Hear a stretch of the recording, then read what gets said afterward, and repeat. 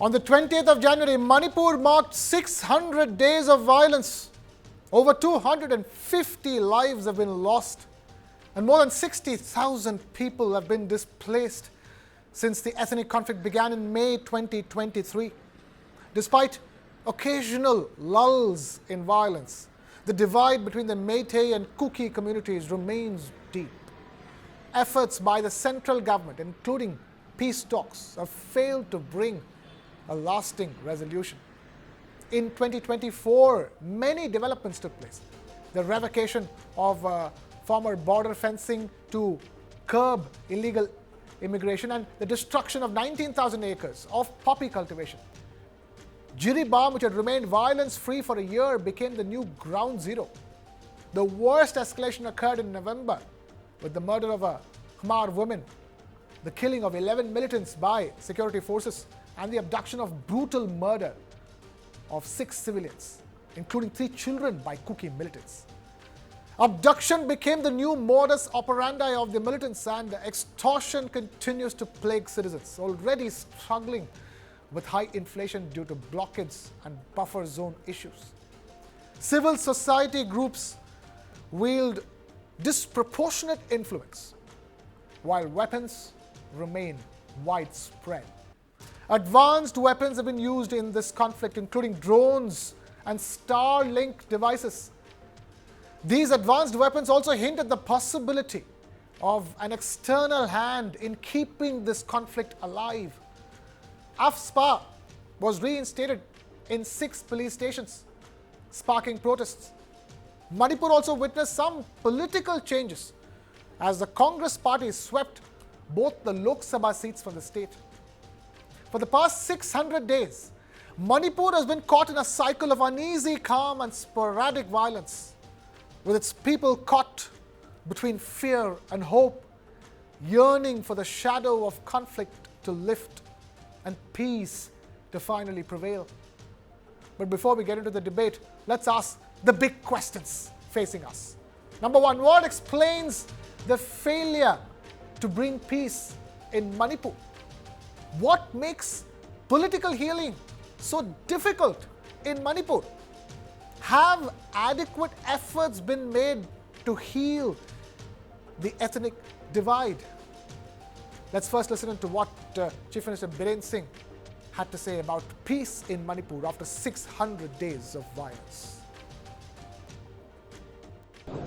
So many organizations, I don't know. Only we have to take seriously if somebody, those who recognized by the government and known by the government comes from them. But this Hill Tribal Council or blah blah, so many things, we don't care because state is governed by the government, not by any individual. Demand can be met from every angle, but Manipur will remain as it is Bharat. Bharat का हिस्सा है मणिपुर और मणिपुर का हिस्सा है सब district. No one can break it. And now we have Mr. Suhas Chakma, Director, Rights and Risks Analysis Group, and P.K. Mishra, former ADG, BSF, joining us in the broadcast. Thank you both of you gentlemen for taking time out to be with us. Suhas Chakma, I'm going to begin by asking a simple question. Why does the healing take so long in Manipur? Why is that 600 days down the line, we're close to closing in on nearly 2 years of violence? Even there seems to be a ceasefire in Gaza, but why is peace so difficult in Manipur? I think the first problem is the way the state, had lost the grip over the situation, especially with respect to, handing over or losing of so many weapons which have not come back from both sides. So they always create obstacles in terms of creating a peaceful situation. I think the second issue is that the state government and the Union of India had misread the situation, and they have created a situation where actually reconciliation makes very difficult.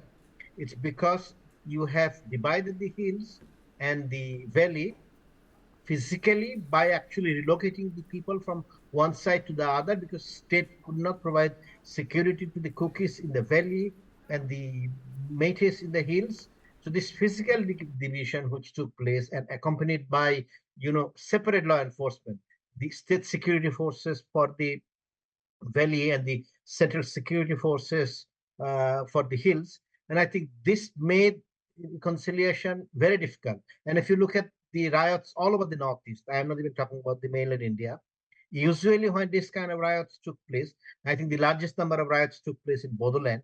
You still had the situation where the Bodos, the Muslims, and the Santals, they had to live together. So immediately after the riots, when the situation is brought under control, they reconcile with it. And now, because we have created this particular division between the two communities, almost separated kind of thing, that makes, I think, the reconciliation process or healing process that much difficult, because still I think the people from the valley cannot go the hills, and people from the hills cannot come to the valley, and there are, as you had mentioned in the beginning, disproportionate amount of control which the NGOs Right. exercise, and you just need one or two guys, going crazy, then the situation goes back to conflict. So that's, I think, these are the two key points which I have in my mind. All right, Mr. P.K. Mishra, I wanted to ask, he's talking about how, the spiral of violence continues so long in northeastern states in general, not just Manipur. Talk to us, what do you think is the need of the hour as far as bringing peace to the state of Manipur is concerned? What could be done? What are the additional steps that are needed at this stage? Uh, Krishna, I just listened to the speaker now, the other speaker. He was absolutely correct in his statement. It's a big division has been made. Mistrust between Kukis and Meiteis. And so far, you see, 600 days has passed and no reconciliation. And the fulcrum is Jiribam. Even fulcrum is also at Senapati to some extent.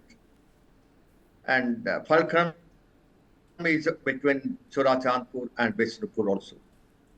It so happened we have number of forces deployed. Even MHA had, where both Kuki community, Meitei community, and Naga community leaders they met. And only just before 3-4 days, the Kuki community, they came to Delhi and they met MHA officials also. The peaceful process has it has failed. And the worst part of it, the buffer zone. How can a buffer zone exist between two places in Manipur? And the worst part of it, the extortion is so much that the items coming through Jiribam, particularly the gas and all, they charge so much, the militants. It's very difficult for the civilians to purchase. It's 3 to 4 times high. And that is what the state of affairs in Manipur. I'm just telling, it's not only 19,000 acres of poppy cultivation they were destroyed. Just even now, just recently in Senapati, 5 acres of poppy cultivation was there and that was destroyed. Poppy cultivation is still going on. It's in Churachandpur.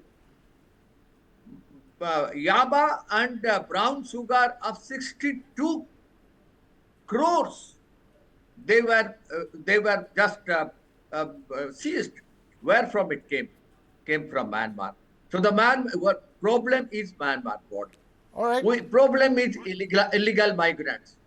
We have these illegal migrants, even till now, they have not been totally located and brought to one forum and one camp or different camps. So, and just see, I want to ask you that as well. How credible do you think are reports indicating a foreign hand in the region? Yes, Yaman. Krishna, I can well tell you. You are asking me, Krishna? Yeah, a quick reaction from you and then we'll take it to Suhas as well. Yes, I can well tell you. Definitely foreign hand is there. When it started in 2023, there was a foreign journalist who was present in Churachandpur. And now what has happened? The foreign hand is there because the weapons are coming from foreign. Weapons are coming. The involvement of USA earlier, the USA government and CIA and involvement of China is Right. still there through man. Right. So, ask quick Myanmar reaction from Junta you. regime, You and concur with it is still there. do you concur with him, with Mr. P.K. Mishra? Well, I think, the drug trafficking has been going on for a long time. So you have to say that there is a foreign end. And when you have a failed state on the other side of the border, where there is no law and all that, nothing. So these are actually, side effects of all failed states. Drug trafficking, human trafficking, all other illegalities take place. So, I mean, Right. who could say that there are no foreign elements in Fair this enough. conflict?